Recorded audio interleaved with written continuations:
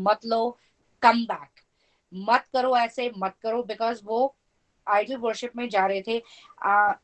ये ऑल्सो वो टाइम है जिसमें उसने रिमाइंड कराया कि सबको अलाइजा याद होगा। आई थिंक यीशु मसीह और Elijah are the only two people जिनकी, like Jesus did die, Elijah I think is the only person in the Bible जो लिविंग क्लाउड्स पर असेंड कर लिया गया। उसको क्लाउड ऑफ फायर आया एंड ही असेंडेड। उसकी कोई दुनियावी मौत नहीं हुई। He didn't die a physical death which you and I will face. आप और मैं फेस करेंगे एक फिजिकल डेथ को, लेकिन अलाइजा ने ऐसी डेथ नहीं फेस करी। और इसलिए ये भी एक एग्जांपल है कि ELISA was also the one who was very upset, क्योंकि पीपल आइडल वर्शिप के बाद आइडल वर्शिप करते जा रहे थे, करते जा रहे थे। और जब उसे खुदा ने इस्तेमाल करा और भेजा प्रीच करने के लिए, तो उसने भी इजराइल के अगेंस्ट दुआ करी, क्योंकि वो इतने ज्यादा, एक टाउन में आई थिंक 7,000, मोर देन 7,000 लोग थे जो स्ट्रेट अप आइडल वर्शिप कर रहे थे। और वो कर रहे थे, दे स्टार्टेड टू वर्शिप बाल। अगर आप बाल को पढ़ें बाइबल के मुताबिक, बाल was considered ancient Middle Eastern god, because you also have to remember Jesus was a Middle Eastern. Jesus was brown. He was not white, he was not black, he was not yellow. He was brown because he was from the Middle East. He was like you and I. We are brown skinned people. So, जो बाल था, he was considered, he or she whatever, the god was considered the god of fertility, जिसको उन्होंने worship करना start कर दिया था। और इसीलिए अलाइजा ने भी दुआ करी थी इसराइलियों के अगेंस्ट कि इनका सच में they need a reality check. कि जैसे बोलते हैं ना, डोंट ड्रिंक एंड ड्राइव।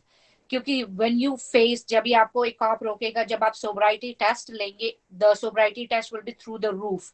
तो आपको रियलिटी चेक होगा कि जो आप सोच रहे थे कि 2 ड्रिंक्स लेने के बाद आई बी ओके टू ड्राइव, वो जब थ्रू द रूफ होगा, that will get you in a lot of trouble. Verse 5th, our God is very graceful and he never leaves us. He can be mad at us, बस उसकी गुस्से में भी उसकी grace होगी कि he will never leave us. Example बताती हूँ, the time we we do, we are sinners. I'm sorry to say, you and I are sinners. हम completely sinners हैं। झूठ बोलना और मर्डर करना दो अलग sin नहीं है। sin is a sin, period, black and white है Bible, there's no gray area about it. तो क्या खुदा ने हमें छोड़ दिया? The answer is no. Think about Adam and Eve. उनका जो crime था, I won't say heinous. Okay, for example, I will talk about people who touch children. I don't think कि उससे वर्स कोई क्राइम है, but that's my judgement. That's a heinous crime. Heinous is a very strong word. But अगर वो खुदा में आए, अपना मन बदलें, क्या खुदा उन्हें माफ करेगा? Absolutely right. क्या मैं उन्हें माफ कर पाऊंगी? But that's a secondary thing. And मेरे एंटेनास थ्रू द रूफ रहेंगे हमेशा if they are near my children. अगर कोई परवर्ट है, पीपल हु टच चिल्ड्रन है, I will be, मेरे antennas like ding ding ding रहेंगे। I will not let my children go near them. But at the same time, अगर उनका मन परिवर्तन हो जाए, तो क्या उन्हें खुदा माफ करेगा? The answer is yes. Because do not think in any way, shape or form उनके crime और हमारे crime, sin, not crime, sin different है। आपके और मेरे sin, जो हमारे अच्छे काम है, वो खुदा की नजर में डर्टी फिल्थी रैक्स के बराबर है। तो हमारे को हमारे वर्क्स के हिसाब से ग्रेस नहीं दी गई है। हमारे को ग्रेस मिली है खुदा की ग्रेस से, विच इज फ्री। हमें इस तरह से ग्रेस मिली है। For us his grace is the free and not according to our works, because if grace was according to our works, we, or at least I can say about myself, stand no chance. अगर मेरे कर्मों के हिसाब से, कर्म की चिंता कर फल की नहीं चिंता कर, जैसे हिंदू लोग बोलते हैं, अगर हम वो करेंगे, तो मेरे कामों के हिसाब से I do not stand a chance for grace which is free.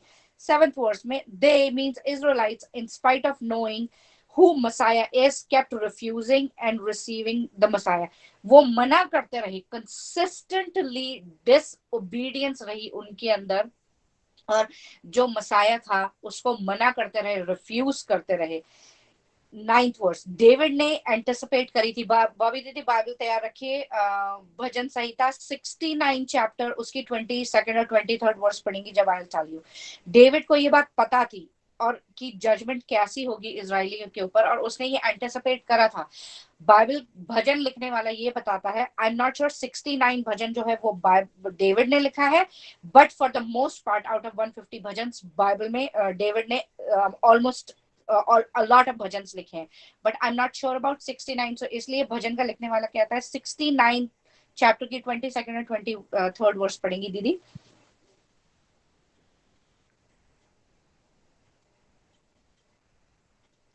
Okay. 22nd and 23rd, right? जी 69 चैप्टर की. हाँ या उसका भोजन उनके लिए फंदा हो जाए और उनके सुख के समय जाल बन जाए, उनकी आंखों पर अंधेरा छा जाए ताकि वो देख न सकें, और तू उनकी कटी को निरंतर कपाता रहे. दोनों वर्सेस है. यस. Okay thank you. आप ये याद रखिएगा, ही सेड ब्लाइंडेड. उन्होंने कहा अंधे से रिलेटेड कुछ कहा. इस बात को अपने बैक ऑफ द माइंड में रखिए, but because it will come again. So the word, the snare and a trap in 11 chapter verse 19 here means stable. The sum total of privileges and blessings which flow through Christ. जो चीज हमारे आशीष की थी, अब वही कर्ज बन गई.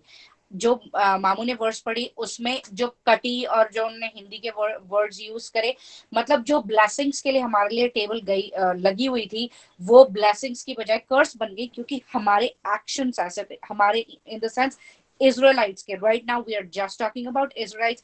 We are not Israelites, nor are we Jew descendants. So that's हमारी बारी अभी आने वाली है बस थोड़ी देर में, लेकिन आपको क्लियर कर रही हूँ ये बात स्टार्ट कहाँ से हुई. 11th वर्स में हमारा खुदा, याद रखिए, एक जलन करने वाला खुदा है. वो ईर्ष्या से भरा हुआ है. It's not a bad thing. It's an adjective in a complimented way because he created us. He is our creator. So you have to remember, जिसने हमें बनाया है, हम उसी के हैं, उसी की रचना है, उसी के लिए बनाए गए, उसी की वर्शिप के लिए हमें सिरजा गया. Remember all these words. इसीलिए वो इतना जलन और ईर्ष्या से भरा हुआ खुदा. That's why the worshippers of Baal in Israel were provoked to come back to Christ, the God Almighty, and stop idol worshipping. Bobby दीदी मामू निकालिए एक्सोडस 20 का 4th और 6th चैप्टर पढ़ेंगे. 4th वर्स से 6th वर्स तक पढ़ेंगे. ये जो मैं आपको बता रही हूँ, जैसे ही आप सुनेंगे probably half of the time आपको पता चल गया होगा कि मैं क्या पढ़वाने वाली हूँ, कि ये जो मेरी कमेंट है ये कहाँ लीड कर रही है आइडल वर्शिप की. मामू प्लीज पढ़िए. अनम्यूट.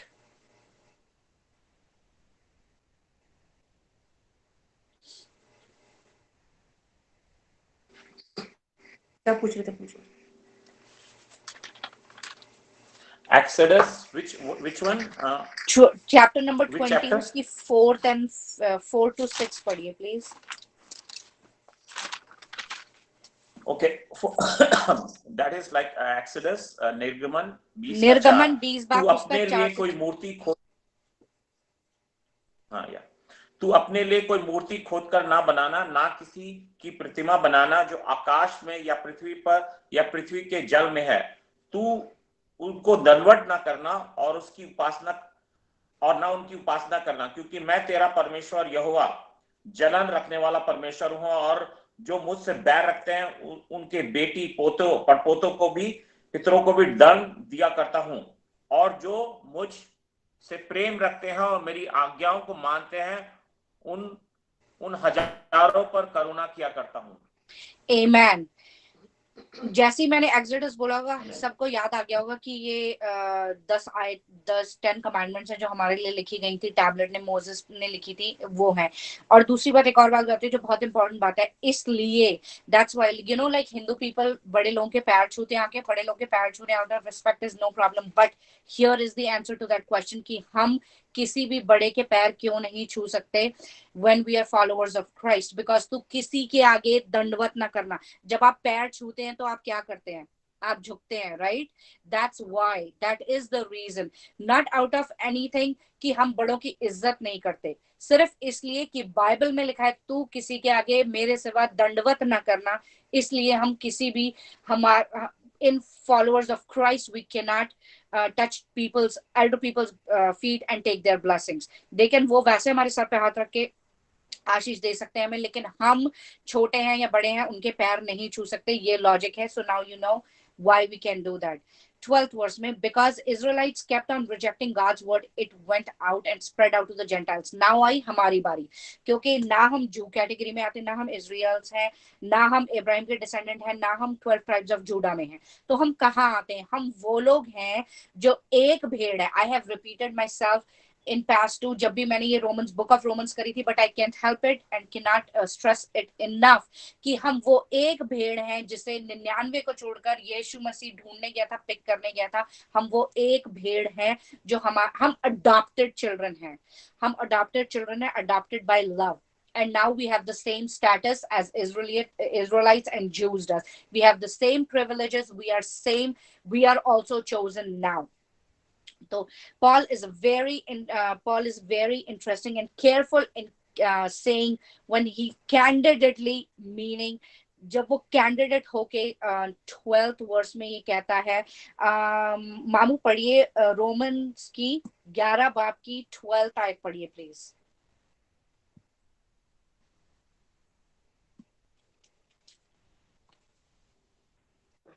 इसलिए यदि उनका गिरना जगत के लिए धन और उनकी घटी अन्य जातियों के लिए संपत्ति का कारण हुआ, तो उनकी भरपूरी से क्या कुछ ना होगा. ये उनके लिए मींस इजराइलाइट्स के लिए कि अगर वो गिरेंगे और वो खुदा की वर्शिप, रिमेंबर मैंने क्या बोला था, ही इज आवर क्रिएटर. चाहे हम इजराइलाइट्स नहीं है, चाहे हम जूस नहीं है, लेकिन वो हमारा रचने वाला खुदा है. हम उसकी रचना है, तो हमें इसीलिए बनाया कि हम उसकी वर्शिप कर सके. अगर वो वर्शिप नहीं कर रहे, then it was pass down to us. आपको ये लगेगा कि हाय, am I the second chosen one, कि उन्होंने नहीं, रिजेक्ट कर दिया खुदा को तो हमारे पास आए? नहीं, ऐसा कुछ नहीं है. जो सेतमेत में उनको मिला, सेतमेत मींस फ्री में, जब उन्हें मिला सेतमेत में ही हमें भी मिला. लेकिन क्योंकि हम एक ऐसे खुदा की वर्शिप करते हैं जो हमें फ्रीडम देता है. आप इस्लाम को उठा के देखिए, क्या उनके पास फ्रीडम है? नहीं. उनको 5 वक्त की नमाज पढ़नी है, उनको 40 रोजे रखने, उनको ये करना, उनको वो करना, उनको वो करना है, और उनका कुछ छूट जाए तो ये करना है. उनको रूल्स एंड रेगुलेशंस है. हिंदूज को भी वैसे करना है, बुद्धिस्ट को भी वैसे करना है. Everybody tells them what to do, but it's only in the Bible and through Christ we have freedom to choose right from wrong, and it's our will. तो अगर उन बच्चों ने जो इजराइलाइट्स थे गलत को चूज करा टू वर्शिप बाल, वो उनकी, we are still responsible for our actions. Then it came to us and we accepted him, and some of us we did not too. तो यहाँ पे पॉल बहुत केयरफुली जब आपको समझाता है, कैंडिडेट मींस स्ट्रेट फॉरवर्ड होके, वो कोई शुगर कोट नहीं कर रहा. शुगर कोट की बात पे एक बहुत मतलब एक एग्जांपल याद आता है मुझे, क्योंकि we live in a society where we are people pleasers. हम अनफॉर्चुनेटली एक इंडिया का तो नहीं पता, क्योंकि इंडिया में तो अगर तुम मोटे हो तुम्हारे मुंह पे बोल देंगे मोटे, तो मैं हर्ट कर देंगे. बट यूएस में कोई आपको ये नहीं कहता. They will choose a word, they will not say you are fat और you have gained a lot of weight, they will say you are big और getting big. But at the same time feelings को नहीं hurt करना. लेकिन Paul तो straight up लिखकर हमारी feelings को हर्ट कर रहा है ताकि हम रियलिटी चेक में आ जाए. वो हमें बोल रहा है कि हम क्या करें. आपको एक फनी एग्जांपल बताती हूँ. You must have heard Simi मामू से दिस 1000 टाइम्स, तुम बहुत सुंदर हो और तुम भी बहुत सुंदर हो. It's his funny way of saying, like literally you are complimenting me because I am complimenting you, not because I wanted to compliment you. But at the same time, well, I know he says it to get a kick out of it, but it's not that he's lying or trying to give you a compliment. But he's just following a norm which a normal American does, not to hurt people's feelings. And that's what we all do. If you have, because America, all of us Americans, even I have taught my son, I would admit to that. I have taught Z and Zephora, if you have nothing nice to say, then don't say anything at all. क्योंकि मुझे जरूरी नहीं है कि किसी को बुरा बोलना है. Eight the same time I mean, मुझे जरूरी नहीं है कि किसी को कॉम्प्लीमेंट देना अगर मैं नहीं चाहती, लेकिन एट द सेम टाइम उसको मुझे कुछ नेगेटिव भी बोलने की जरूरत नहीं है. That's my choice and I'm still following the Bible. I'm not saying anything negative or bad, but at the same time the Bible following is I'm not lying or out of compulsion मैं कुछ नहीं कर रही हूँ. Another example आपको देती हूँ जोना का, जो हमने थोड़े दिन पहले भी पढ़ा था. that जब भी उसने डिसाइड करा कि वो निनवे को नहीं जाएगा, वो ऑपोजिट डायरेक्शन में जाएगा जहां उसे खुदा ने बोला था कि जा तू प्रचार कर, बिकॉज उनका गुनाह बहुत बढ़ गया है. तो जोना ने क्या करा, मगर के पेट में रहा वो 3 दिन. बट जिस टाइम उसका डिफाइनिंग मोमेंट आया और उसने ये रियलाइज करा कि मैं निन्वे को जाऊंगा, अकेले उस पूरे टाउन को प्रीच करूंगा। आई डोंट नो कितने लोग थे, मे बी 10 थे, मे बी 10,000 लोग थे, लेकिन जिस टाइम उसने प्रीच करा, आप यकीन मानिए उस जगह पे साल्वेशन आई। और साल्वेशन ये कहकर नहीं आई कि ये ब्लॉक जूस का है, ये वाला ब्लॉक इजराइलिट्स का है और ये ब्लॉक जेंटाइल्स का है। When he preached, he stood and preached and entire town got saved and salvation आ गई निन्वे में। जब और निन्वे में आपको एक और बात बता दूं, बाइबल के हिसाब से बताती हूँ, निन्वे में मोस्टली जेंटाइल्स ही रहते थे। The temporary anger and rejection of Israelites by God has spread the word and kingdom far and wide. इजराइलिट्स की जो उन्होंने हरकत करी, खुदा को रिजेक्ट करके बाल को चूज कर लिया, या एक कैफ को लेके गोल्ड मोल्ड से बनाकर उसको वर्शिप करने लगे, जो भी वो ये सब कर रहे थे, इससे वो ये सब अनजान हो रहे थे कि जो हम ये सब एक्शंस कर रहे हैं उससे खुदा का वर्ड हमारे से लेकर तो लिया तो जा रहा है, लेकिन आगे स्प्रेड हो रहा है। सो बेसिकली इट्स सेतमेत में मिला है, सेतमेत में जा रहा है, एक नहीं सुन रहा। ओके, फॉर एग्जाम्पल अगर आपके 4 बच्चे हैं, 4 में से ऐसा तो बहुत अनलाइक है कि चारों नहीं सुने, एक नहीं सुनेंगे, 2 नहीं सुनेंगे, a couple of them will listen to you. तो जब पहले 2 ने नहीं सुना, पीछे के 2 ने सुन लिया, it still got spread out, right. जैसे for example the other day जब भी मैंने शिकागो का ट्रिप लिया था, me and Marvin were talking about our ancestors and you know how we found out that some of the family from my mom's side and his dad's side probably could have been Sards, could have been Sardars. So that's how वो generation से बात, फिर मामू ने उस बात को आके बताया, कंफर्म करी, नाना का नाम बताया, नानी का नाम बताया, उनके दादा दादी का नाम बताया, and then what my mom told me, we related, we cross check. तो बात उनके पेरेंट्स से सेकंड जनरेशन पे गई, सेकंड से मामू लोग की जनरेशन पे, माय मॉम्स जनरेशन थर्ड, और हम फोर्थ जनरेशन हुए। Now I can tell my children, तो वर्ड स्प्रेड होता गया down the line, word did not stay, it kept on moving far and wide. मामू प्लीज पढ़िए नंबर्स 15, 19 through 21, गिनती 15 बाप, उसके 19 से 21 आए तक प्लीज।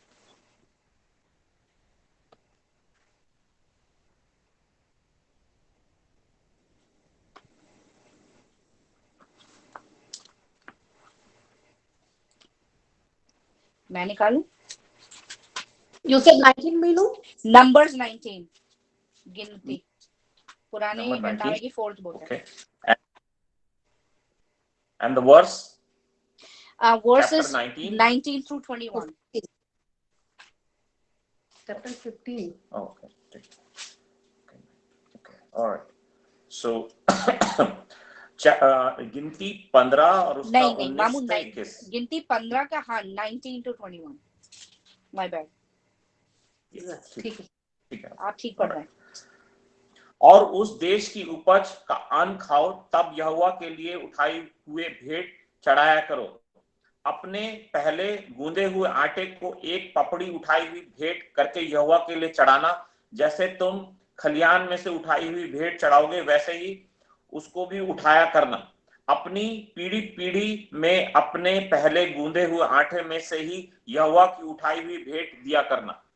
Amen. ये सब हमें सिखाया है जब हमारे पास as Gentiles far and wide word spread हुआ, तो खुदा को वापस इज्जत कैसे देनी है। You remember the story of Cain and Abel, right? एक भाई ने दूसरे भाई को मारा सिर्फ जेलसी के कारण, बिकॉज एक भाई ये चाहता था कि मैं best of the best cream अपने खुदा को चढ़ाऊं, क्योंकि वो मेरा उद्धार करता है, ही इज माई क्रिएटर। 11 की 16 वर्स में रूट्स और ब्रांचेस का रिलेशनशिप बताया गया है। उसमें खुदा और इजराइलिट्स और ऑलिव, वाइल्ड ऑलिव ट्री की सिग्निफिकेंस, खुदा और इजराइलिट्स तो आप समझ गए, रूट्स और ब्रांचेस। वाइल्ड ऑलिव ट्रीज कौन है? वो आप और मैं हैं। जैसे ट्री और प्लांट में आपने सबने सुना होगा, ग्राफ्टिंग करते हैं ना, लाइक एक फ्रूट से दूसरा फ्रूट बनाते हैं, पीच और एप्पल को बनला के नेक्टरीन बना देते हैं, राइट? ऑरेंजेस की डिफरेंट डिफरेंट वेरिएशंस लेके आते हैं। अगर आप हाफ बनाना, हाफ कीवी को सोइल में डाल दें, तो इन 2 वीक्स जब आप वो फ्रूटफुल होएगा, तो जब आप बनाना निकलेगा उसके अंदर कीवी का टेस्ट होएगा। So that's called grafting. ऐसे ही जब इजराइलिट्स खुदा को ना करते रहे, रिजेक्ट करते रहे, तो वो ब्रांचेस जो है फॉल ऑफ होती रही। लेकिन गेस व्हाट, जब वो ब्रांचेस फॉल ऑफ हुई उसकी जगह आपने और मैंने ले ली, because we are wild olive trees, और वो ग्राफ्ट होके ब्रांच उसी रूट के अंदर आगे बढ़ती चली गई. We became a tree with him. मामू प्लीज पढ़िए रोमन्स 8 चैप्टर 38 और 39 वर्स.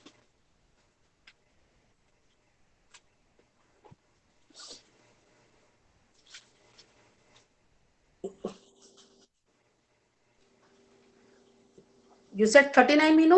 38 and 39. 38 है.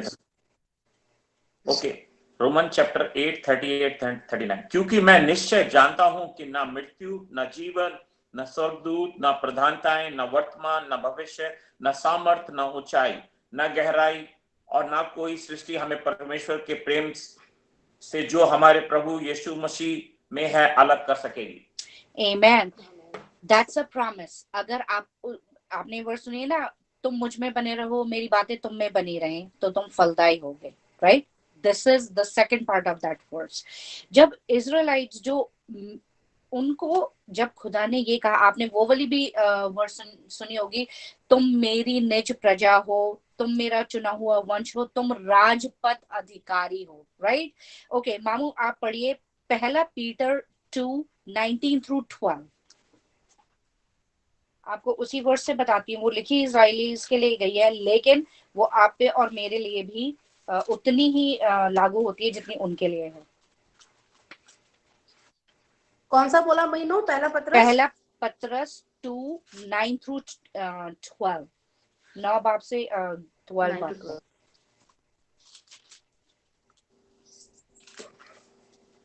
पर तुम एक चुना हुआ वंश और राज अधिकारी, याजकों का समाज और पवित्र लोगों और परमेश्वर निज प्रजा हो, इसलिए कि जिसने तुम्हें अंधकार में से अपने अद्भुत ज्योति में बुलाया है उसके गुण प्रकट करे.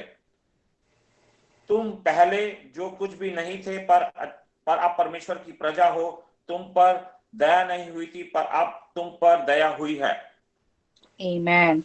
See, जो तुम पर पहले नहीं हुआ था दया दृष्टि, वो तुम पर अब हुई है. अब तुम वो राजपद अधिकारी हो, तुम याजकों का समाज हो, तुम मेरा चुना हुआ वंश हो, तुम मेरी भेड़े हो. ऑल दी एडजेक्टिव्स कि तुम, यहाँ पे लिखा है that you have declared the praises for him who called you out of darknesses, not dark, you have called from darkness. तुम उस अंधकार में से बाहर आए हो, जो आप और मैं जिस अंधकार में थे, क्योंकि अब हम ज्योति की संतान बन गए हैं. अब हम यीशु के साथ हैं. We know who he is and he has taken out us from all that darkness, from that black hole, from our old life, so that we can follow him.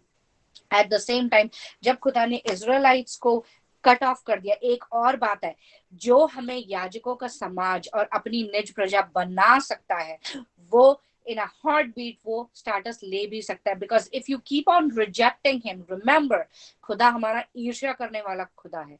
वो परमेश्वर वो है जो जलन रखता है. You can not have an idol worship.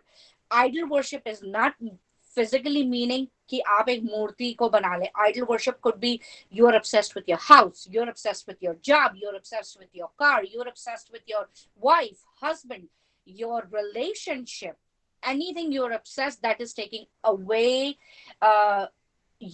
that is taking you away from God. That is an idol. क्योंकि you cannot have a parallel. जैसे पेडेस्टल पर बिठाते हैं ना, पेडेस्टल पर जब ये राजा महाराजा बैठे हैं, आप आई एम श्योर सबने बाहुबली देखी है, राइट? जो उसका एंड सीन है जहां पे भल्लाल देव ऊपर बैठता है, लाइक लिटरली 1000 सीढ़ी ऊपर बैठता है, वहां पे he is the only person sitting, और उसके साइड पे 2 चेयर्स बैठी हैं जहां पे उसका माँ बैठती है और उसका बाप बैठता है, शिवगामी और उसका बाप बैठता है.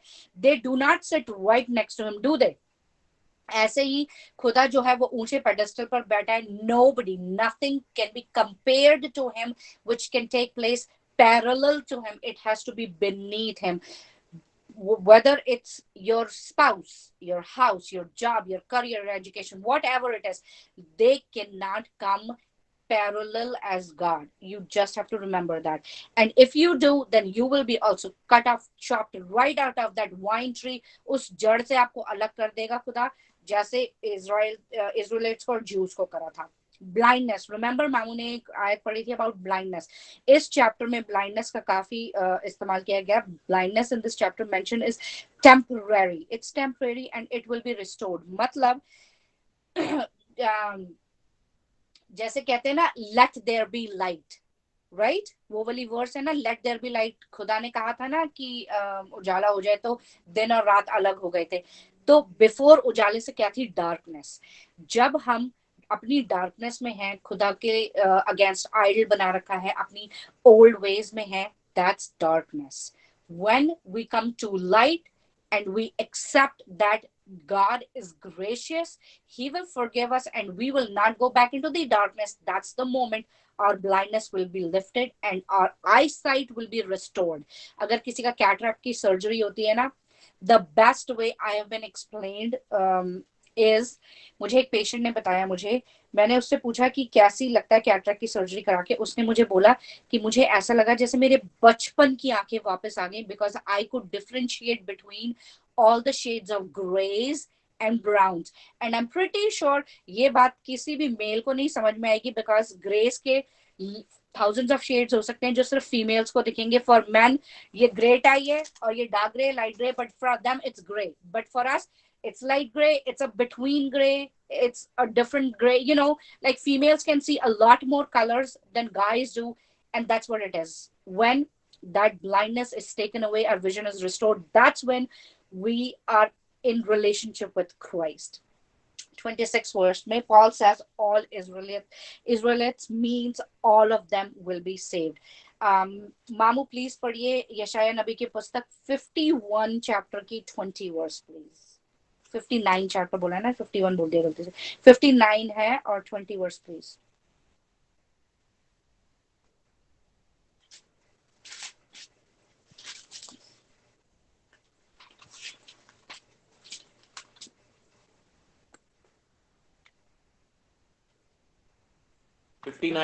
का which verse? 20 मीनू 20। हाँ जी। याकूब में जो अपराध से मन फिराते हैं उनके लिए सयोन में एक छुड़ाने वाला आएगा, यहोवा की यही वाणी है। यहोवा का यह कहना है कि जो That's good. Yeah. Only 20, right? Yeah, thank you. All right. Yes. Okay. So खुदा की दूसरी जो आमद है, remember, it's not Christ. The first time he came like a lamb. भेड़ मेमना शरीफ। जब ये वो second time आएगा, it would be like a roaring lion, because he's coming as a king to take us and we are his bride. That's why we are compared to that. It's not Christ coming to Bethlehem. It is his coming to Zion. Zion is सिय्योन पर्वत जहां वो दुआ मांगने जाते थे। मामू एक और प्लीज पढ़िए यशाया नबी की पुस्तक में ही 27 चैप्टर की 9th वर्स पढ़िए।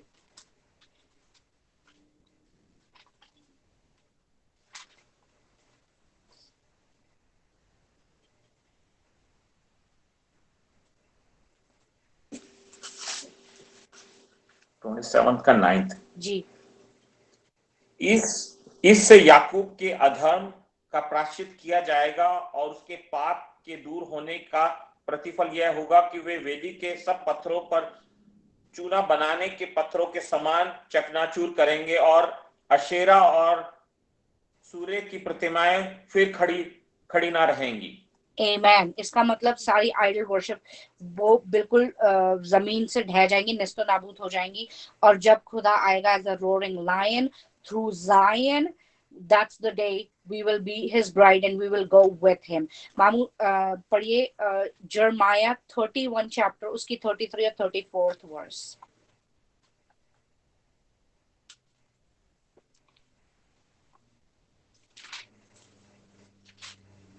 हेलो, पॉज हो गए। पॉज मेरा पॉज हुआ है?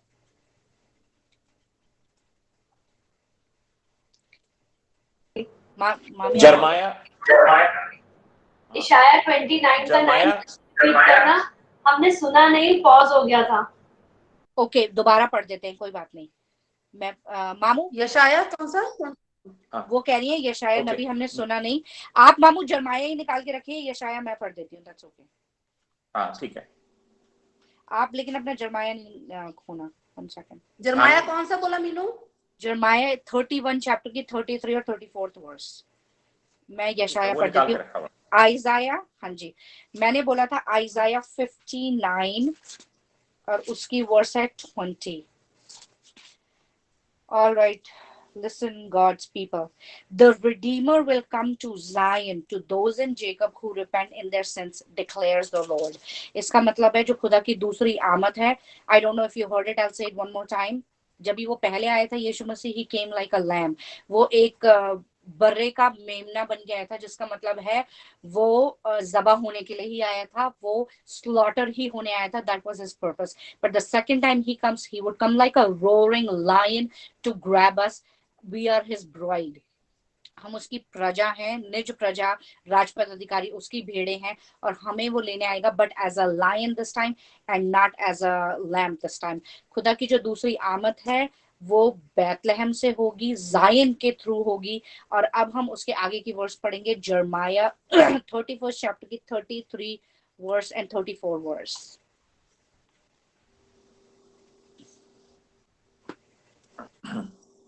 परंतु जो वाचा मैं उन दिनों के बाद इस्राएल के घराने से बांधूंगा वह यह है, मैं अपनी व्यवस्था उसके मन में समवाऊंगा और उसके हृदय पर लिखूंगा, और मैं उनका परमेश्वर ठहरूंगा और वो मेरी प्रजा ठहरेंगे. यहोवा की यही वाणी है.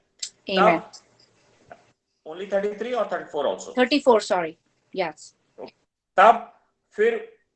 तब उन्हें फिर एक दूसरे से यह ना कहना पड़ेगा कि यहोवा को जानो, क्योंकि यहोवा की यह वाणी है, छोटे से लेके बड़े तक सब से सब मेरा ज्ञान रखेंगे, क्योंकि मैं उनका अधर्म क्षमा करूंगा और उनका पाप फिर स्मरण ना करूंगा. Amen. So basically ये हमारे पास टाइम है, हम सबके पास टाइम है, whether it's Jew, Israelites, Gentiles, anybody, to come and accept him as our savior, repent, and he will fulfill his promise that he will give us life and life in abundance. मैं तुम्हें जिंदगी दूंगा और बहुत आयत की जिंदगी दूंगा. बाइबल में एक बात को रिपीट करने की जरूरत नहीं है, because Bible is a word of God which stands, which stood, which will stand, which does stand today and which will stand forever.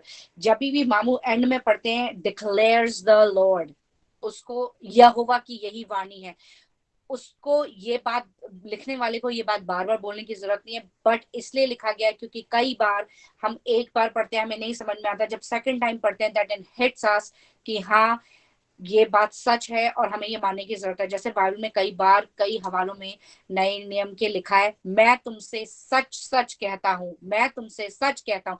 यीशु को ये बात बोलने की जरूरत नहीं है, he is not a liar, he will not lie, but to emphasize it, he says it, मैं तुमसे सच सच कहता हूँ. In the end, I would like to close. Did he came into the world, but with that of a scope of God that has mercy on all of us. With that, it came for both Jews and Gentiles. जो Israelites की disobedience थी, उससे उनको तो नुकसान हुआ, लेकिन उस नुकसान से हमारा फायदा. यहाँ पे एक और फ्रेज है, somebody's trash is somebody's treasure. आपने गार्बेज डेज वाले दिन देखा होगा, पिकअप ट्रक्स में लोग गार्बेज उठाते हैं, आयरन की, स्टील की मेटल्स लेके जाते हैं, that's treasure for them. Eight the same time उनके नुकसान करने से हमें ये फायदा हो गया कि वो वर्ड ऑफ गॉड आगे चला गया, स्प्रेड हो गया far and beyond and wide, जिससे हमें सुनने को मिल गया और हम उस खुदा के अंदर आ गए और खुदा के बच्चे बन गए और उस रूट्स के अंदर आ गए, वाइल्ड ऑलिव से ऑलिव ट्री के स्टार्टस पर आ गए और जेंटाइल से राजपद अधिकारी याजकों का समाज के स्टेटस पे आ गए. जो हम उसके क्रोध से टेम्पररी ब्लाइंड थे, हमारा विजन रिस्टोर हो गया. That's the whole point of this letter written by Paul. And now we'll go back to my question. So what do you guys think? Did God cast his people away? Can you unmute your mics? और आप मुझे बताइए, after listening to this chapter, आपको लगता है कि खुदा ने अपने लोगों को अपने से पुश अवे करा, इजराइलिट्स को पुश अवे करा, या हमें पुश अवे करा? Do you guys think that? किसी को पुश नहीं. Yes. You are right. He did not push anybody away. Warned them multiple times. But still they did not take, and never pushed them away. Until now. So basically that was chapter 11. I hope ये आपको help होगी understand करने के लिए. और Psalm 89 verse 15. जी पढ़िए मैं पढ़ूं? हाँ जी. Psalm एक मिनट निकालने दो. Psalm 89 verse 30.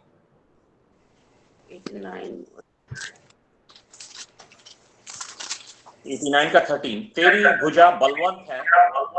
नहीं 30 से 37 तक.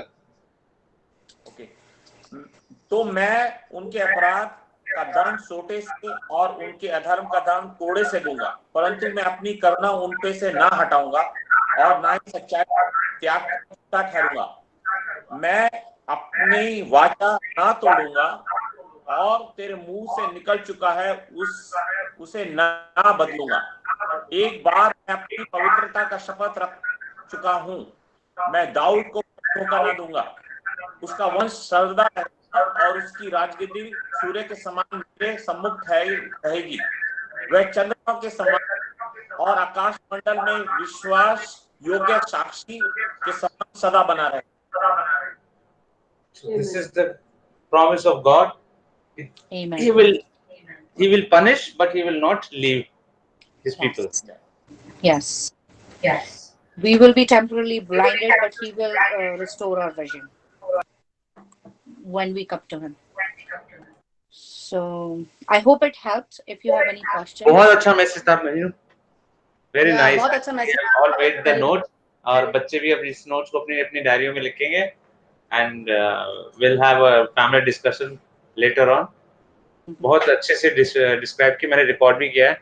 सो जिनके पास नहीं जाएगा सो उसको वापस डाल देंगे. अब भाई मुझे भेज दीजिए. अगर नहीं डालोगे तो प्लीज आई को बताऊं सुनूंगी. हाँ जरूर. Thank you. मैं इसको स्टॉप कर देता हूँ रिकॉर्डिंग. Sure.